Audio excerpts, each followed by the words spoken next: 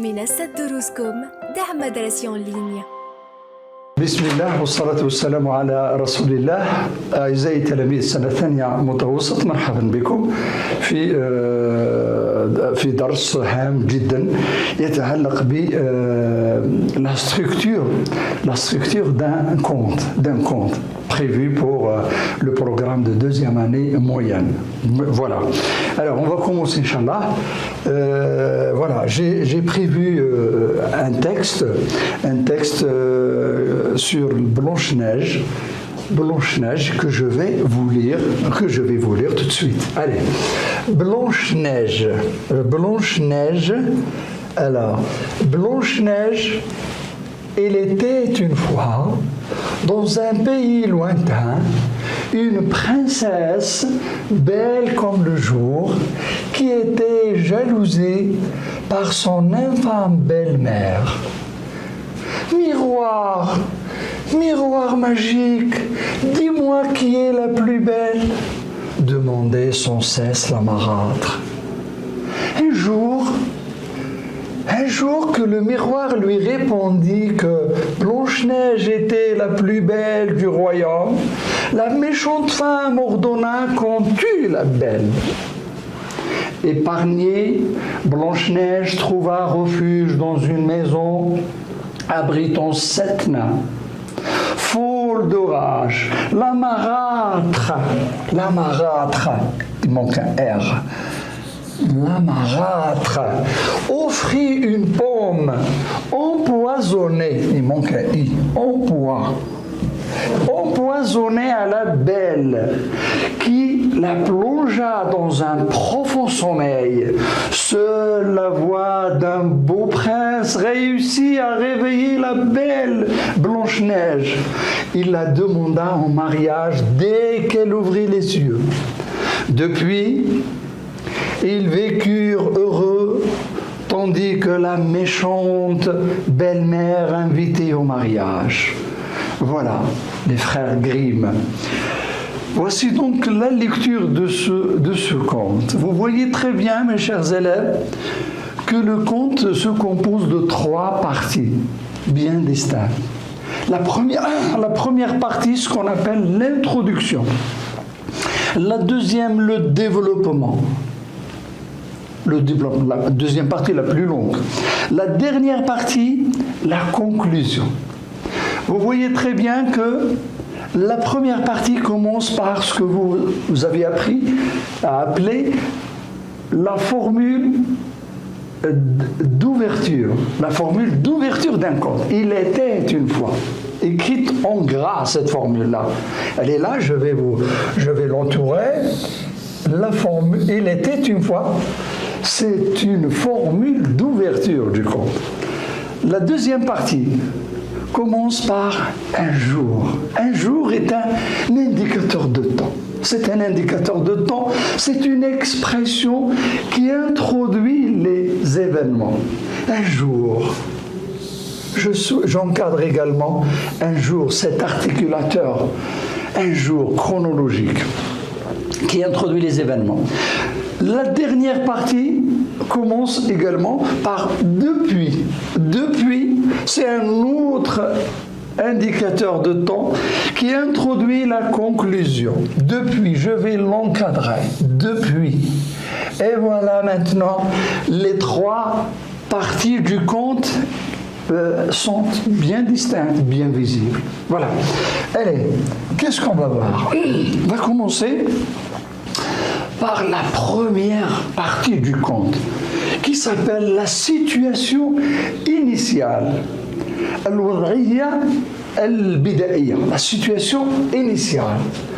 On vous dit, dans cette première étape, le narrateur, celui qui raconte l'histoire, qui est le narrateur? C'est celui qui raconte. الذي يروي القصة.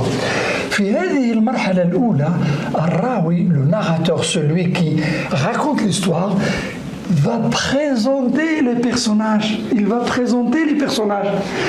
Il va également présenter le décor dans lequel ils vont évoluer. Les verbes, de cette première partie, de cette situation initiale, les verbes sont conjugués à l'imparfait, vous allez voir. Ils sont toujours conjugués à l'imparfait, vous avez déjà étudié. Pourquoi? Car le narrateur décrit tout simplement. Pourquoi on emploie l'imparfait? Parce que le narrateur est en train de décrire les الراوي يصف يقوم بالوصف يصف لنا. Il n'y a pas encore d'action dans cette première partie, dans cette situation initiale, il n'y a pas encore d'action. Il n'y a que la description et la présentation. Ok? Exemple. Vous avez un exemple. Vous dites, il était une fois un bûcheron et une bûcheronne qui vivaient dans une forêt. Qu'est-ce qu'on a fait là? On a employé la formule, rappelez-vous, d'ouverture. Il était une fois, que je vais vous encadrer. Ensuite, on vous parle des personnages, on vous présente les personnages. Un bûcheron, il s'agit d'un bûcheron et de sa femme, la bûcheronne. Qui faisait quoi? Qui vivait. Là, on est en train de vous décrire. L'auteur vous décrit ces deux personnages qui vivaient. Regardez, vivait, c'est l'imparfait. C'est l'imparfait. Le verbe est conjugué à l'imparfait. Qui vivait dans une forêt. Vous avez vu comment fonctionne la situation initiale. D'accord? C'est bon? C'est clair? Vous voulez reprendre, vous voulez revenir sur le texte? Regardez, il était à l'imparfait. Il était une fois dans un pays lointain une princesse. Voici le premier personnage.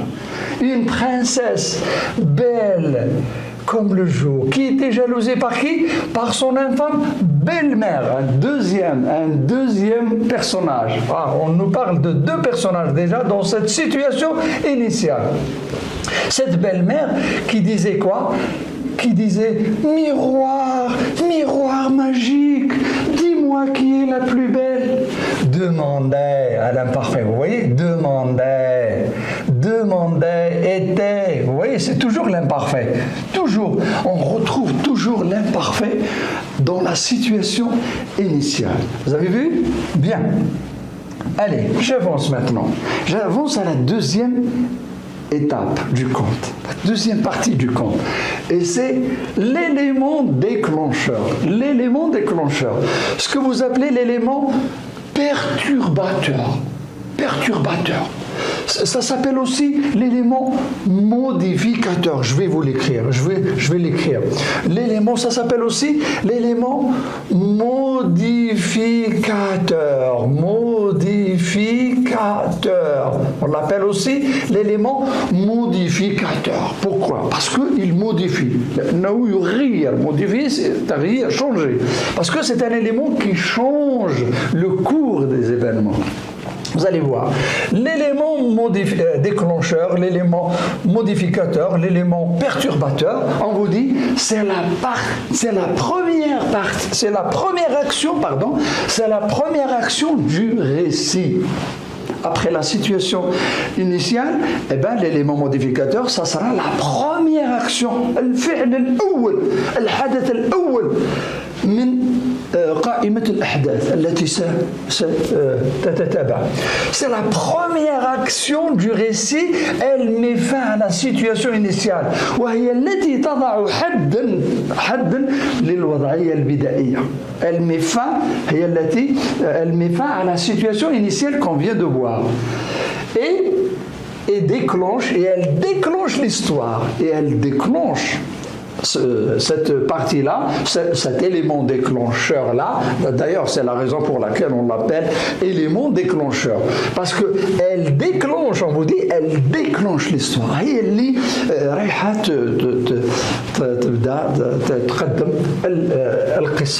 Le récit est alors écrit au passé simple, attention. Le récit là, contrairement à la situation initiale, vous allez voir, tous les verbes seront conjugués au passé simple. Le passé simple qui est un temps du récit. Je vais l'encadrer. Le récit écrit au passé simple. Attention. Exemple. Et là, nous avons un exemple. On vous dit, les parents décidèrent d'abandonner leurs enfants. Décidèrent. Décidèrent. Voici le passé simple. Passé simple. Au passé simple. Vous voyez? Les parents, vous dites, les parents décidèrent d'abandonner les enfants. Ça, c'est un exemple de quoi? D'un élément déclencheur. Vous avez vu? On avance. Donc, jusqu'ici, on a vu deux parties. Là, je rappelle, la situation initiale, et là, c'est l'élément déclencheur. Rappelez-vous, ça fait deux. Vous avez vu? 1, situation initiale. 2, élément déclencheur. Nous sommes en train d'étudier la structure d'un conte. D'accord, on continue. J'arrive maintenant à la troisième partie. Nous allons voir maintenant les péripéties. Les péripéties. Qu'est-ce que c'est les péripéties? Cette troisième partie, on vous dit les péripéties sont l'ensemble des actions situées entre l'élément déclencheur et la résolution du problème. La résolution du problème, ça sera la quatrième partie. C'est la partie la plus développée du récit, on vous dit. Les péripéties, c'est la partie la plus développée du récit. Je vais vous donner un exemple. On vous dit par exemple, vous avez un exemple ici.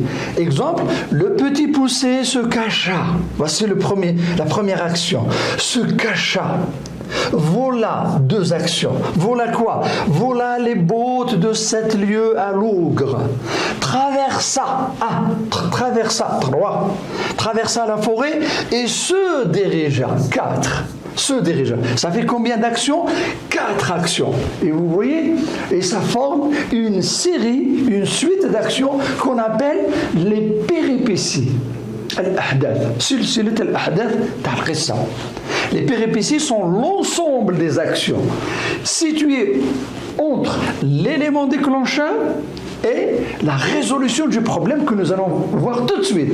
La résolution du problème, elle arrive, vous voyez, elle est là, c'est la 4e partie du conte. La résolution du problème. La résolution du problème, la résolution du problème, c'est la dernière action. C'est la dernière action du récit. Le récit, c'est le personnage principal trouve ce qu'il cherchait. Eh bien, le héros, le personnage principal, c'est qui? C'est le héros, le batal al-qissa, yajid ma kana yabhath alayh. Et il trouve ce qu'il cherchait, c'est-à-dire sa quête. On appelle ça sa quête. Il trouve sa quête. Il n'y a donc plus d'histoire. Après cette action, cette action-là de résolution de problème, il n'y aura plus d'action. L'histoire est finie.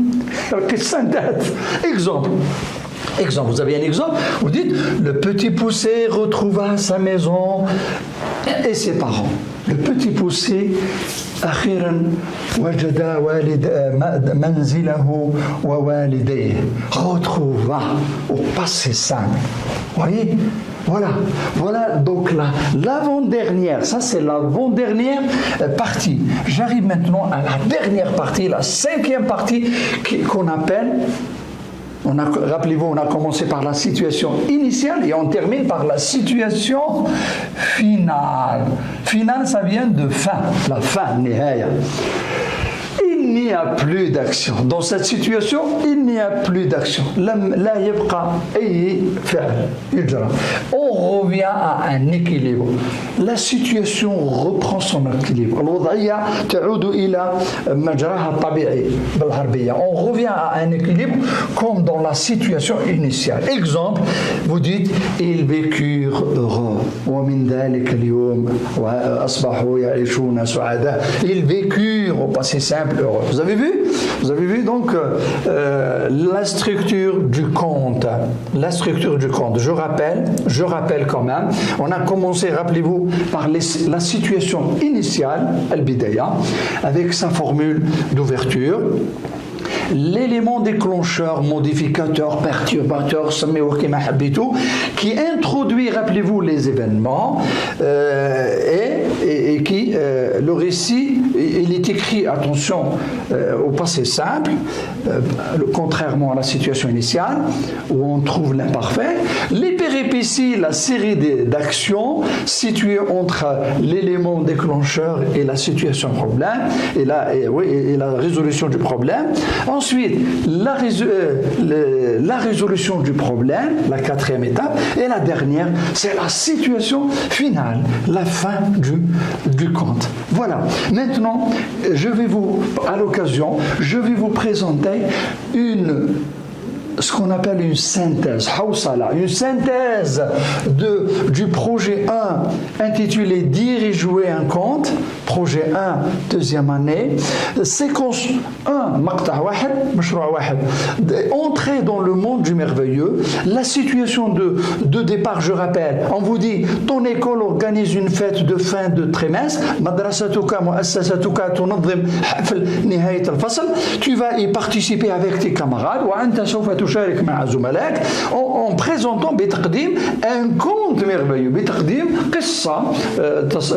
قصة خيالية على شكل سند على شكل أدوار على شكل مسرحية صغيرة. Alors ici vous avez, qu'est-ce qu'un conte? Une question, qu'est-ce qu'un conte? Un conte c'est quoi? Le conte est un récit de fiction. Le conte c'est quoi? Eh bien le conte est un récit de fiction. Qui relate des événements qui relate des événements imaginaires. qui raconte voici ce que c'est un conte. Et là vous avez une princesse, un château, vous avez une princesse, la princesse, là vous avez un château, là on a un château, et là qu'est-ce qu'on a? On a une sorcière avec son balai qui voyage sur son balai, la sorcière.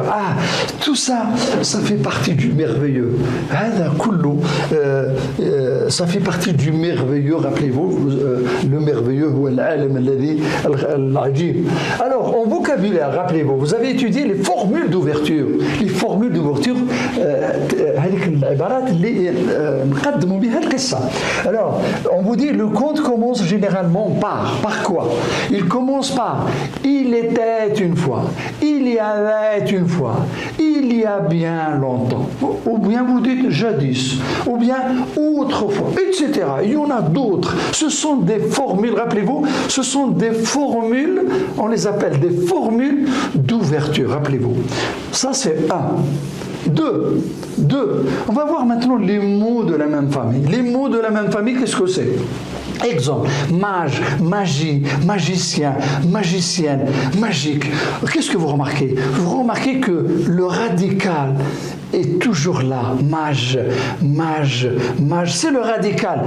Donc, les mots de la même famille sont formés à partir d'un même radical. La même chose pour la deuxième famille. Sorcier, sorcière, ensorceler, le verbe ensorceler, sahara, ensorcellement, et ça donne une autre famille de mots. Comment ils sont formés ces mots? Ils sont formés à partir du même radical. Les mots de la même famille sont formés à partir d'un même radical. Voici la définition. En ajoutant un préfixe au début, soit un préfixe au début, comme dans le cas dans on a ajouté le préfixe en, et un suffixe à la fin, comme ensorcellement, magique, magicien, etc. Ce sont des suffixes à la fin du mot. Les mots appartiennent à des classes. En ajoutant un préfixe au début, un suffixe à la fin, et on vous dit les mots appartiennent à des classes différentes. Les mots de la même famille, on les retrouve de différentes classes. C'est-à-dire, ça peut être des noms, des verbes, des adjectifs, des adverbes. Et l'exemple est là. En nom, on peut avoir longueur, la longueur, en verbe, longer. En adjectif, sifa, long au masculin, longue au féminin. Et en adverbe, longuement. À partir de l'adjectif longue féminin, j'ajoute man pour avoir mon adverbe. Vous voyez? Donc, et ça donne une famille de mots. Une famille de mots. Voilà. J'avance. J'arrive maintenant à la grammaire. La grammaire, rappelez-vous, vous avez étudié les compléments circonstanciels de lieu, de temps et de manière. ظرف زمان, ظرف مكان, ظرف زمان, ظرف الحال, manière. Un exemple. Lorsque vous dites il était une fois, voici la formule, je rappelle. Il était une fois. Il était une fois, ça c'est répété 2 fois. Il était une fois. Pardon, il était une fois un vieux pêcheur vivait avec sa femme au bord de la mer. Un jour, que s'est-il passé? Un jour, le pêcheur prit dans son filet un poisson d'or. Ce dernier lui parla et lui dit d'une voix humaine: relâche-moi en mer, je te donnerai tout ce que tu voudras. Le pêcheur vivait où? Première question. La réponse, le pêcheur vivait au bord de la mer. Et ça donne un CCL. Deuxième question. Quand prit-il un poisson d'or? La réponse, un jour, il prit un poisson d'or. Un jour, il était une fois. Et ça donne un CCT. Troisième question. Le poisson d'or lui parla comment? La réponse, le poisson d'or lui parla d'une voix humaine. Et ça donne un CCM. Un CCM, c'est-à-dire un complément circonstanciel de manière. Vous voyez? Je retiens. Qu'est-ce qu'il faut retenir? Je retiens. Le CC permet de préciser les circonstances de l'action. Le complément circonstanciel, il permet de préciser sur l'action exprimée par le verbe. Il est facultatif. Ça veut dire quoi? Le CC, il peut être présent dans une phrase comme il peut être absent. On n'est pas obligé d'employer toujours un CC. Il est facultatif. On peut le rajouter comme on peut s'en passer de lui. Il est facultatif. Il peut être déplacé ou supprimé. Voici l'explication du mot facultatif. Il peut être soit déplacé, soit supprimé carrément. Le CCL, le CC de lieu, répond à la question où. Le CC de temps répond à la question quand, comme on vient de le voir. Le CC de manière, il répond à la question comment. Rappelez-vous. Voilà. Alors, la conjugaison maintenant. La conjugaison, l'imparfait qu'on a vu à la situation, rappelez-vous, à la situation initiale. L'imparfait, on le retrouve au début du conte. Alors, on va voir l'imparfait de l'indicatif est un ton du passé. C'est un ton du passé. À l'imparfait, tous les verbes ont les mêmes terminaisons. Qu'ils soient premier groupe, deuxième, troisième groupe, ils ont tous les mêmes terminaisons. Les mêmes terminaisons qui sont AIS, AIS, AIT, IONS, IEZ, AIENT. Voici les terminaisons de l'imparfait. Exemple, verbe avoir, vous dites il avait, AIT. Elle avait AIT. Verbe s'amuser, verbe pronominal. À l'imparfait, vous dites il s'aimait, le verbe s'aimer. Il s'aimait, AIENT. Verbe vouloir, il, toujours avec la troisième personne du pluriel, vous dites il voulait. À l'imparfait, AIENT. Pour les verbes du deuxième groupe, on ajoute I2S. Attention, on ajoute I2S, je l'ai colorié en jaune. On ajoute I2S avant les terminaisons. On met I2S entre le radical et la terminaison de l'imparfait.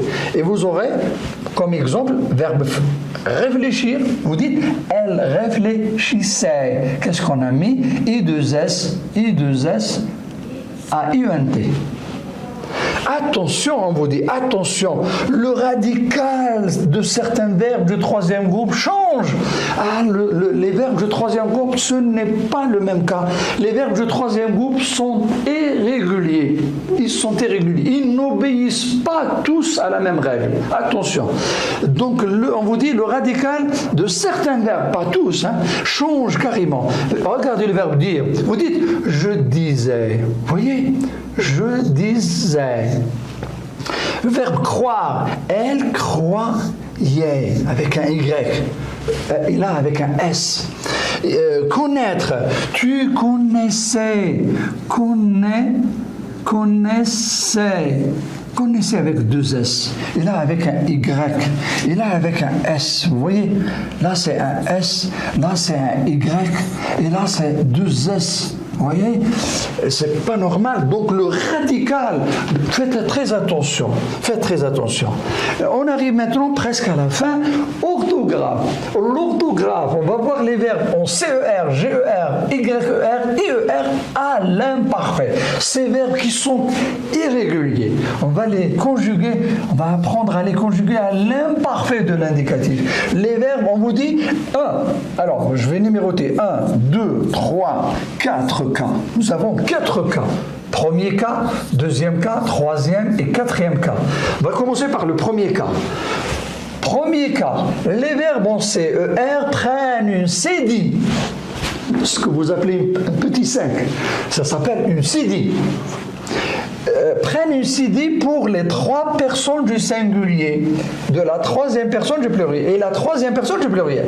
Les 3 personnes sont je, tu, il ou elle. La troisième personne du pluriel, c'est elle avec S ou elle avec S. Voilà. Les verbes qui se terminent par CER, à l'imparfait, prennent CCD. Pourquoi? Parce qu'il y a A, tout simplement. Regardez, vous dites je commençais. CCD-AIS. Tu commençais, CCD-AIS. Il commençait, il ou elle commençait, CCD-AIT. Il au pluriel, elle au pluriel avec S commençait, CCD-AINT. Voilà. Attention, n'oubliez pas le CCD. CCD. D'accord? Attention ici. Deuxième cas, les verbes en GER prennent un E devant le G. Prennent un E devant le G. Et oui, devant les terminaisons du radical, devant les terminaisons de l'imparfait. AIS, AIT, rappelez-vous. Sauf excepté. On vous dit excepté, ça veut dire sauf ma'ada. À la première et à la deuxième personne du pluriel, exemple, verbe bouger, vous dites nous bougions. Là, il n'est pas question de mettre un E, parce qu'il y a un I. Vous bougiez, IEZ, normal, je n'ajoute pas le E. Par contre, avec les autres personnes, avec je, j'ajoute E. Je bougeais, E-A-I-S. Tu bougeais, E-A-I-S. Il bougeait, il ou elle bougeait, E-A-I-T. Nous bougions, pas de E. Vous bougiez, pas de E. Mais il avec S, elle avec S bougeait. Là, j'ajoute E. J'ajoute E. Eh oui. Et donc là, faites attention. Ici, le problème, c'est le E. C'est le E. Après le G. On a vu le deuxième cas. On arrive au troisième cas maintenant. Troisième cas, on va voir les verbes en YER à l'imparfait. Ils prennent un I, on vous dit, ils prennent un I après le Y à la première et la deuxième personne du pluriel. Exemple, verbe s'ennuyer à l'imparfait. S'ennuyer, c'est un verbe pronominal qui se conjugue avec 2 pronoms. Nous nous ennuyons. Nous nous ennuyons. Et attention, on met un I après le Y. Vous vous vous vous ennuyez. Attention au i. Attention, je mets le verbe prend un i après le y. Voilà. Donc faites attention à ce i là, à ce i après le y. D'accord? Quatrième cas, j'arrive au quatrième cas. Les verbes en IER prennent, on vous dit I, la même chose, ils prennent un I à la première et à la deuxième personne du pluriel, c'est la même chose. Verbe crier, vous dites nous crions. Et là, il faut accentuer sur le I parce qu'il est doublé. Vous dites nous crions. D'accord? De I. Attention, faites attention. Vous criez de I. Faites attention ici. La même chose ici, c'est le problème du I. D'accord? De I. Le premier I, c'est le I du radical. Regardez, le I du radical. Et le deuxième I, c'est le I de la terminaison de l'imparfait. Vous avez bien compris? Très bien. Et là, j'arrive à la fin, mes chers élèves. J'arrive à la fin avec cette belle photo de cette sorcière qui voyage.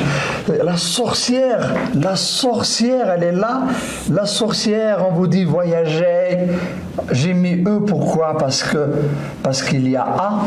Voyager sur son balai et elle avançait. J'ai mis la CD, pourquoi? Parce qu'il y a A également. Attention. Et elle avançait vite. Nous nous appuyons.